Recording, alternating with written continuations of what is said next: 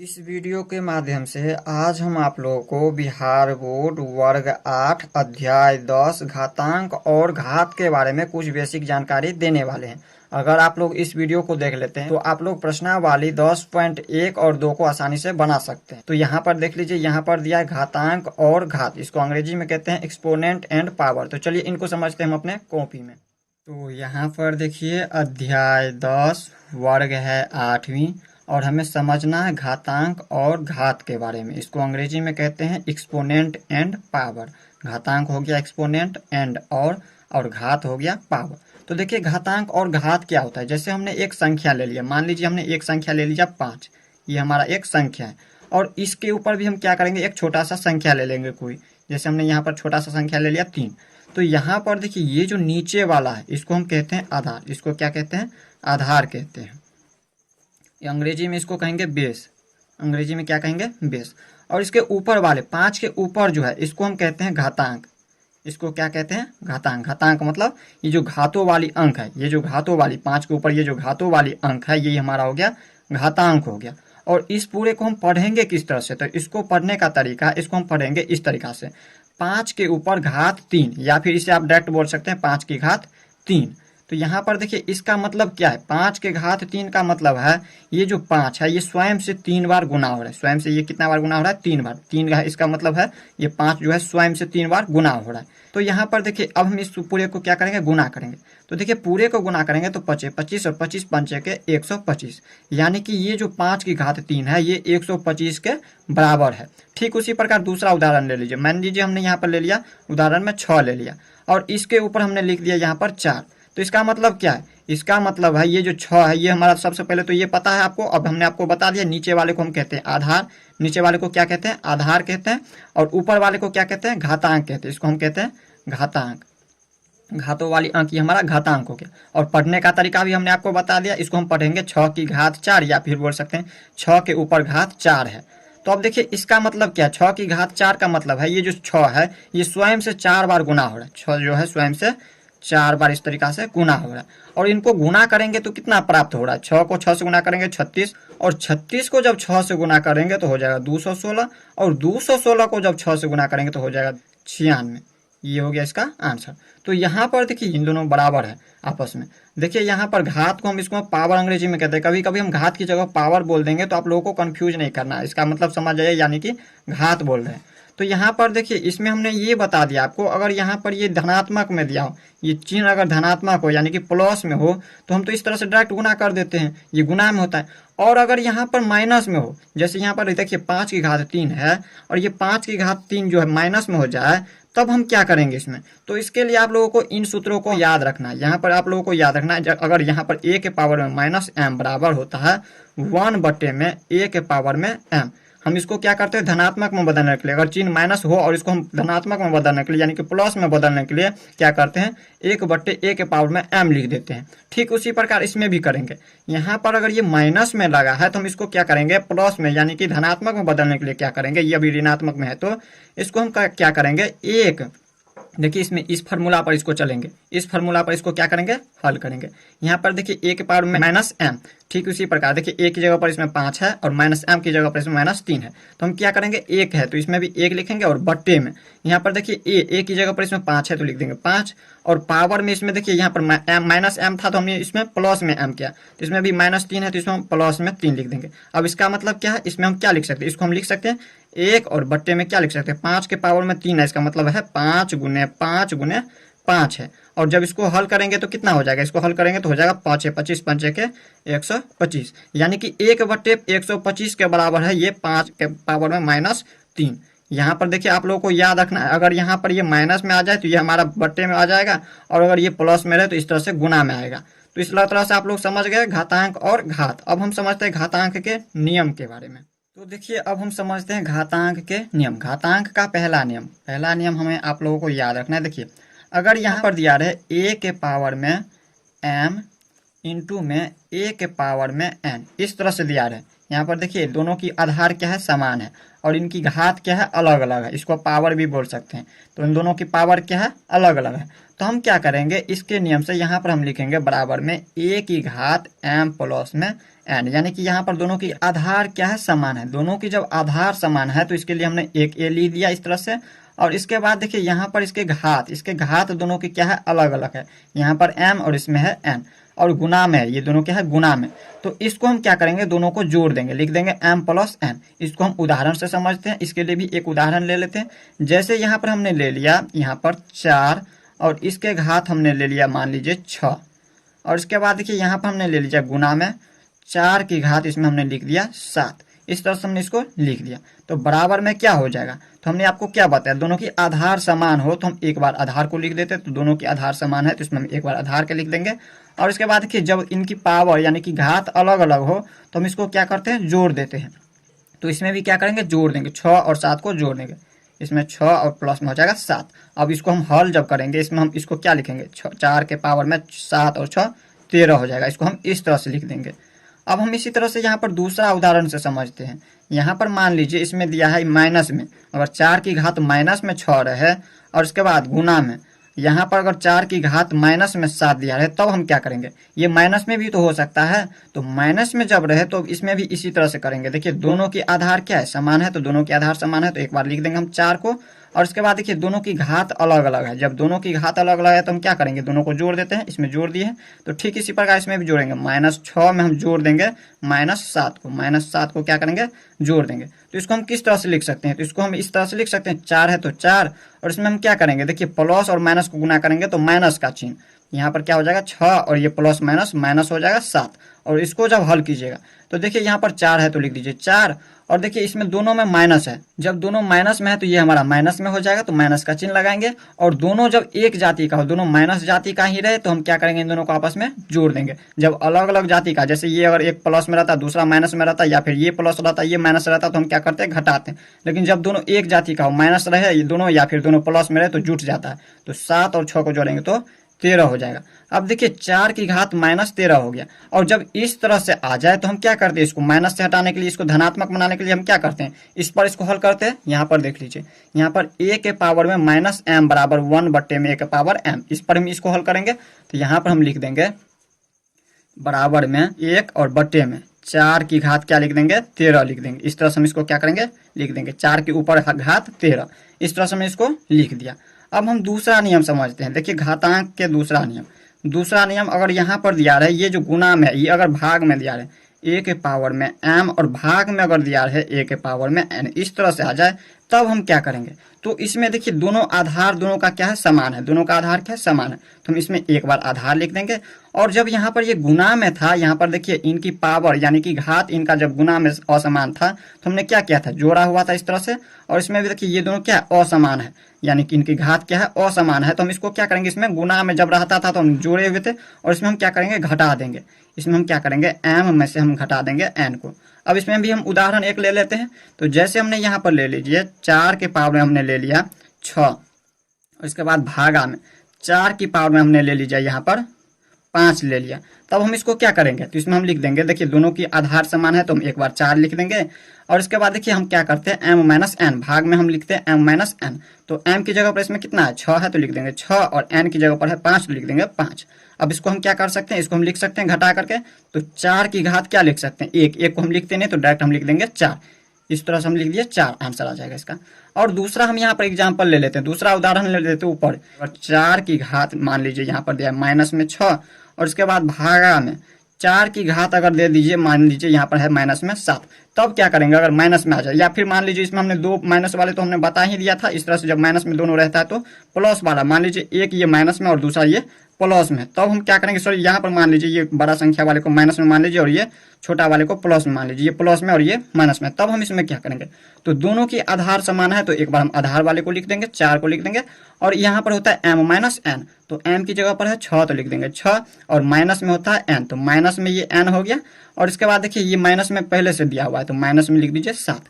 अब इसको हम हल करेंगे तो क्या हो जाएगा, तो 4 की घात 6 है तो लिख देंगे 4 की घात 6 और ये माइनस माइनस मिलकर हो जाएगा प्लस, तो 6 और 7 13 हो जाएगा, ये प्लस में आ जाएगा 4 की घात 13। इस तरह से इसका हल हो गया।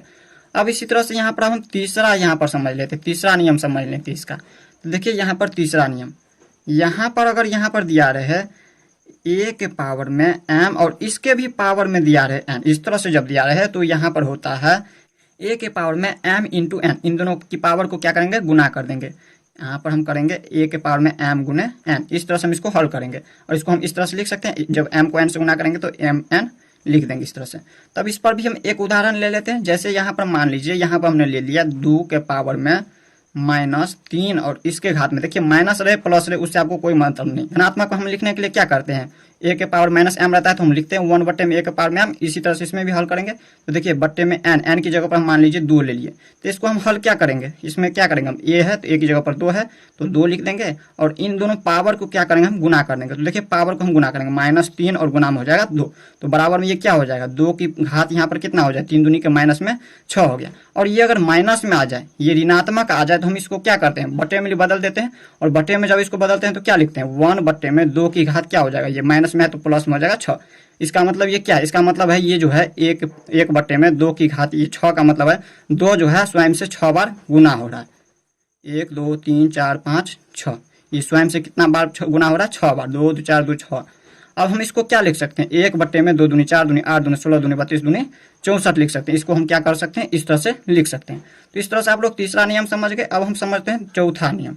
अब देखिए चौथा नियम, अगर यहाँ पर दिया रहे, यहाँ पर देख लीजिए, अगर यहाँ पर दिया रहे ए के पावर में एम और उसके बाद गुना में बी के पावर में एम, जब इस तरह से दिया रहे, जब देखिए दोनों का आधार क्या हो, अलग अलग हो, यहाँ पर देखिए समान न हो और इनकी घात समान हो, तब हम क्या करेंगे, यहाँ पर देखिए ए गुने बी कर देंगे, ए गुने क्या करेंगे बी, और इसके पावर में यानी कि इसके घात हम लिख देंगे एम।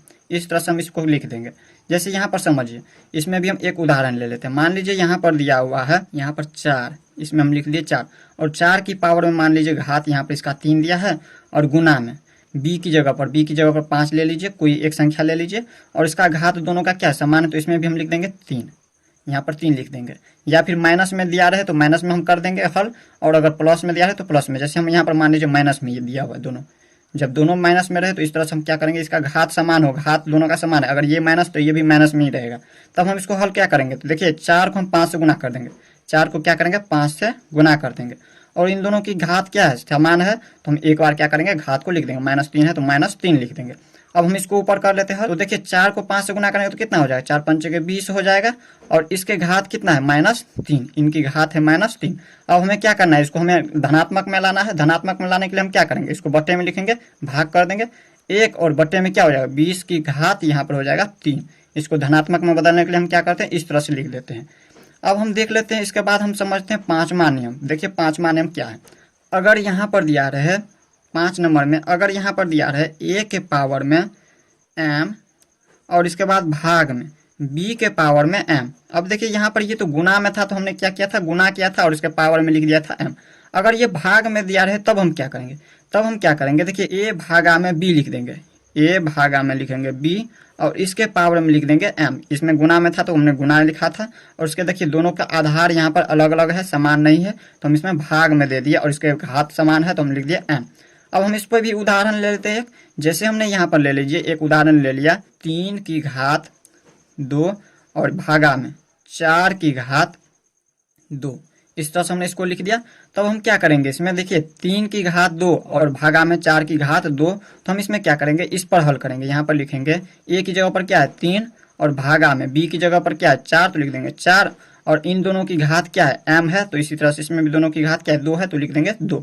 देखिए इसको जो है आप इस तरह से भी लिख सकते हैं या आप इस तरह से लिख सकते हैं। यहाँ पर देखिए ए के पावर में एम और बी के पावर में एम, इस तरह से रहे तो हम इसको लिखेंगे, कोष्ट में नहीं है तो हम इसको लिख देंगे ए के बट्टे में बी के पावर में एम, दोनों के पावर में एम। देखिए इसमें हम इस तरह से भी लिख सकते हैं, ये भी बट्टा में रहे या फिर इस तरह से रहे तो दोनों का हल वैसे ही होगा। अब देखिए इसके बाद हमने यहाँ पर क्या बताया हुआ था, इस तरह से हमने बताया हुआ था। अब हम इसमें क्या करेंगे, भाग देकर के जो है उसको हम लिख देंगे, तो वैसे हम क्या करेंगे इसको लिख देंगे। तो पांचवा नियम भी समझ लिया। और छठा आप लोगों को यहाँ पर ये देखिए छठा नंबर आप लोगों को याद रखना है। अगर ए के पावर में 0 रहे तो यहाँ पर मान होता है इसका 1, क्या होता है 1। आप लोगों को याद रखना है, अगर संख्या में जैसे दिया है, यहाँ पर मान लीजिए 10 दिया है और इसके पावर में दिया है 0, यानी कि घात अगर 0 रहे तो इसका मान कितना होगा 1। अगर कोई भी संख्या रहे, कितना भी बड़ा संख्या रहे, अगर उसका घात अगर 0 हो जाए तो उसका मान हमेशा 1 ही होगा। तो यहाँ पर देख लीजिए, जैसे हमने यहाँ पर ले लीजिए, इस तरह से हमने बहुत बड़ा संख्या ले लिया और इसके घात में हमने दे दिया 0, तो इसका मान हमेशा 1 ही होगा, याद रखिएगा।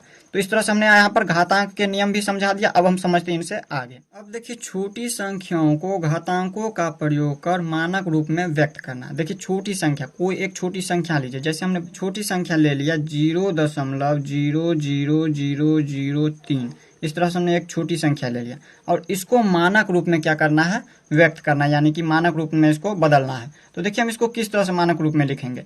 तो सबसे पहले क्या करेंगे, मानक रूप में लिखने के लिए इसको हम दशमलव से इसको बाहर करेंगे। जब दशमलव से बाहर करेंगे तो बट्टे में लिख देंगे हम 1 दशमलव की जगह पर, और इसमें कितना संख्या है उतना 0 डाल देंगे। दशमलव के बाद इसमें देखिए कितना संख्या, दशमलव की जगह पर हमने 1 लिख दिया और दशमलव को जब हटाए बाहर की दशमलव से इसको, तो और दशमलव के बाद कितना संख्या, 1 2 3 4 5 संख्या, तो 5 तो हम क्या करेंगे, इसमें 0 डाल देंगे। यहाँ पर इस तरह से 5 0 डाल देंगे। और इसके बाद हम क्या करेंगे, इसमें देखिए पीछे अगर 0 जो लगा है इसका तो कोई वैल्यू है नहीं, तो हम इसमें डायरेक्ट लिख देंगे इस 3 को लिख देंगे। और बट्टे में यहाँ पर देखिए 10 की घात, इसमें बट्टे में लिखेंगे 10 की घात, इसमें कितना 0 है, 1 2 3 4 5 0 है, तो इसमें लिख देंगे 5, 10 की घात 5। अब कहिएगा 10 की घात 5 बराबर इतना आएगा या नहीं, तो देखिए हम इसमें गुना करके देखते हैं। 10 की घात 5 का मतलब है 10 जो है 5 बार स्वयं से गुना हो रहा है, 1 2 3 4 5 बार, और इसको जब गुना कीजिएगा तो इतना आ जाएगा। ये कितना है, इकाई दहाई सैकड़ा हज़ार दशहरा लाख है, 1 लाख, और इसको गुना करके देखिए 1 लाख आता है, यानी 10 दाहिन के 100, 100 दाहिन के 1000, 1000 दाहिन के 10,000 और 10,000 दाहिन के 1 लाख, इस तरह से 1 लाख आ गया। तो यहाँ पर देखिए इसको मानक रूप में बदलने के लिए हम क्या करेंगे, इस तरह से लिख दिए 3 और बट्टे में 10 की घात 5। अब हम इसको क्या करेंगे, इसको गुना में ले जाएंगे। इसको जब गुना में ले जाएंगे तो ये हो जाएगा 3 गुने में 10 की घात -5। अब देखिए यहाँ पर ये प्लस में था तो हमने माइनस में क्यों लिख दिया, क्योंकि हमने आपको ये बताया हुआ है, जब यहाँ पर दिया रहे a के पावर में -m तो ये होता है 1 बट्टे में a के पावर में m। ठीक उसी प्रकार इसको जब ये भाग में, इसको गुना में ले जाएंगे तो यहाँ पर यह क्या आ जाएगा, माइनस में आ जाएगा। ठीक इसी तरह से इसमें भी है, ये देखिए प्लस में है तो ये हमारा माइनस में आ गया, और अगर ये माइनस में रहता तो ये हमारा प्लस में होता।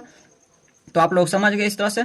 और अगर यहाँ पर दूसरा छोटी संख्या ले लीजिए, जैसे हम इसको जो है मानक रूप, अभी आप लोगों को हो सकता है नहीं समझ आ रहा हो, चलिए हम मानक रूप के बारे में कुछ लिख देते हैं, इसके बाद हम आगे आपको समझाते हैं। यहाँ पर समझिए अब मानक रूप, देखिए मानक रूप, इसको अंग्रेजी में कहते हैं स्टैंडर्ड फॉर्म।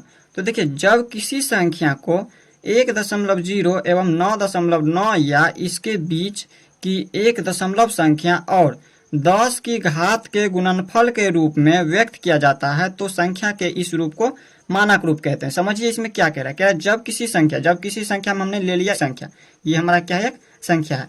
तो यहाँ पर देखिए ये जो संख्या है 0.0003, तो ये हमारा एक संख्या है। इस संख्या में कह रहा है 1.0 एवं 9.9 या इसके बीच की एक दशमलव संख्या। देखिए आप लोगों को इसमें क्या कह रहा है, ये जो लिखे हुए हैं इसमें, ये जो ऊपर वाला है, या फिर समझ सकते हैं यहाँ पर जो है, ये हमेशा क्या होना चाहिए, 1.0 से लेके 9.9 के बीच में ही रहना चाहिए, इससे बड़ा नहीं होना चाहिए। दो संख्या में कभी भी नहीं होना चाहिए, जैसे यहाँ पर 11 है, 10 है, 12 है, इस तरह से कभी भी नहीं आएगा। ये या तो दशमलव में आ सकता है इस तरह से 1.1, इस तरह से 1.0, या फिर 1.2, या फिर 9.8, इस तरह से इतना तो आ सकता है। लेकिन यहाँ पर कभी भी जो है 10, 11, 12 इस तरह से ये कभी भी यहाँ पर संख्या नहीं आएगा। इससे आप लोगों को याद रखना, यही कह रहा है इसमें, इसके बीच की दशमलव संख्या में आना चाहिए ये।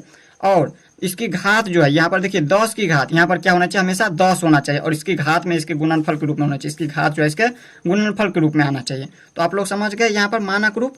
हो सकता है अभी आप लोगों को समझ नहीं आ रहा होगा, इससे आगे फिर से समझा रहे हैं तो अब समझ आएगा। तो यहाँ पर देखिए इसमें हम दूसरा एग्जाम्पल ले लेते हैं। मान लीजिए एक छोटा सा संख्या ले लेते हैं 0.00049, इस तरह से हमने क्या किया, एक छोटा सा संख्या ले लिया। और इसको मानक रूप में लिखने के लिए हम सबसे पहले क्या करेंगे, इसमें ये जो संख्या लिए हैं इस संख्या में दशमलव को बाहर करेंगे। दशमलव से जब इसको हटाएंगे तो इसको हम क्या करेंगे, बट्टे में लिख देंगे 1, दशमलव की जगह 1 लिखेंगे।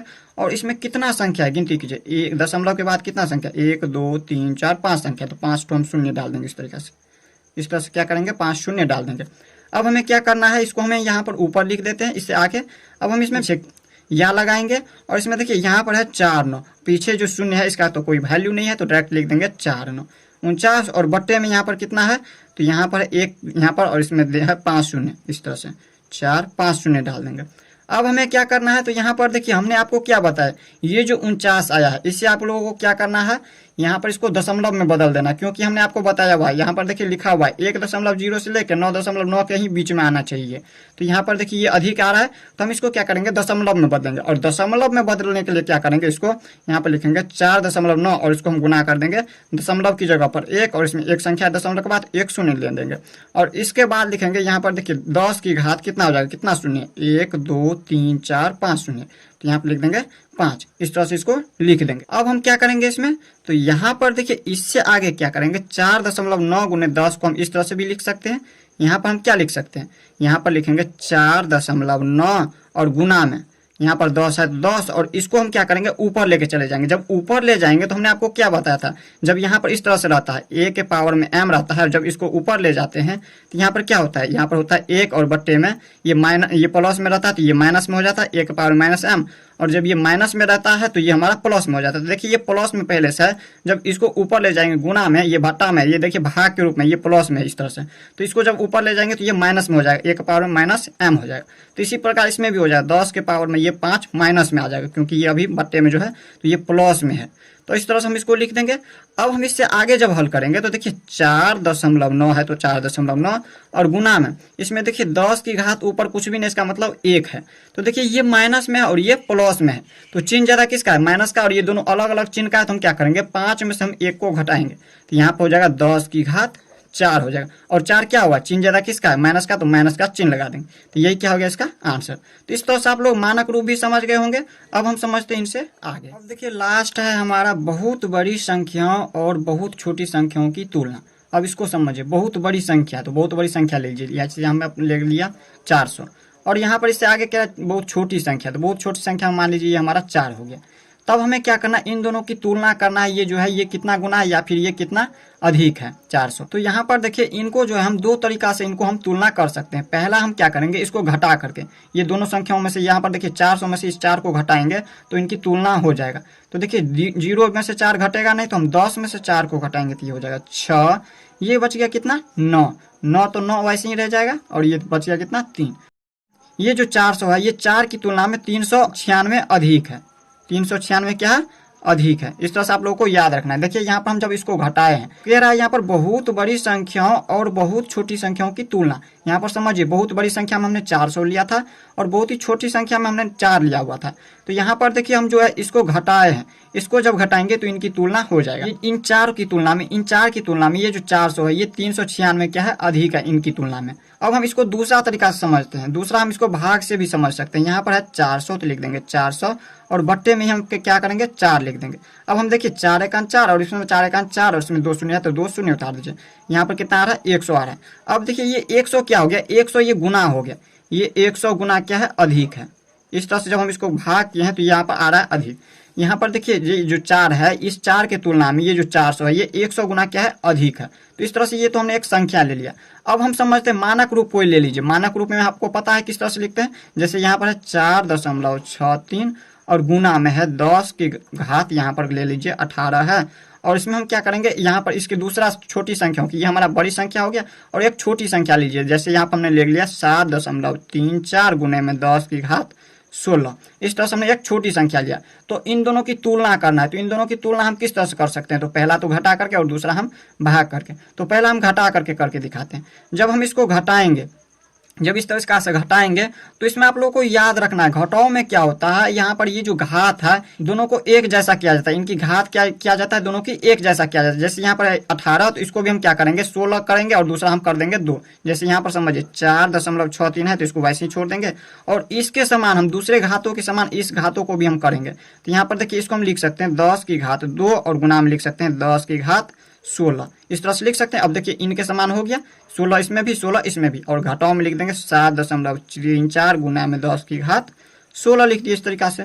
अब हम क्या करेंगे इसमें, तो देखिए यहाँ पर इसमें भी 16, 10 की घात यहाँ पर 16 और इसमें भी 10 की घात 16, इसमें भी और इसमें भी। तो हम क्या करते हैं 10 की घात 16 को कॉमन ले लेते हैं। जब 10 की घात 16 को कॉमन ले लेंगे तो इसमें कितना बच जाएगा, यहाँ पर एक बार इसको आगे कर लीजिए, एक स्टेप और बढ़ा दीजिए।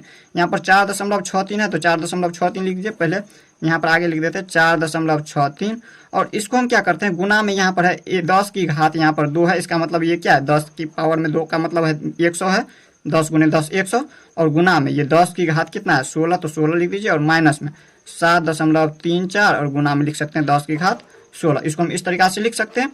अब हम क्या करते हैं इसमें, देखिए दोनों में देखिए 10 की घात 16 और इसमें भी 10 की घात 16, तो हम 16 क्या करते हैं कॉमन ले लेते हैं, 10 की घात 16 को हम कॉमन ले लेते हैं। तब इसमें कितना बच रहा है, अब देखिए यहाँ पर हम इन दोनों को गुना कर देते हैं। 4.63 को जब गुना करेंगे 100 से तो यहाँ पर हो जाएगा 463। इसको गुना करके देख लीजिएगा आप लोग। जैसे यहाँ पर समझिए जब हमारा दिया रहता था, जैसे इस तरह से दिया रहता था और इसको हम दशमलव में बदलते थे तो हम क्या करते थे, इस तरह से दशमलव लिखते थे और दशमलव की जगह पर इसमें हम लिखते थे गुना में 1 और इसमें 2 संख्या, तो 2 संख्या डाल देते तो ये आ जाता था दशमलव में, ये इस तरीका से आ जाता था। और जब इसको गुना करते हैं तो हम क्या आ जाता है यहाँ पर इसी तरह से इसमें गुना आ जाता है, तो यहाँ पर आ जाता है 463।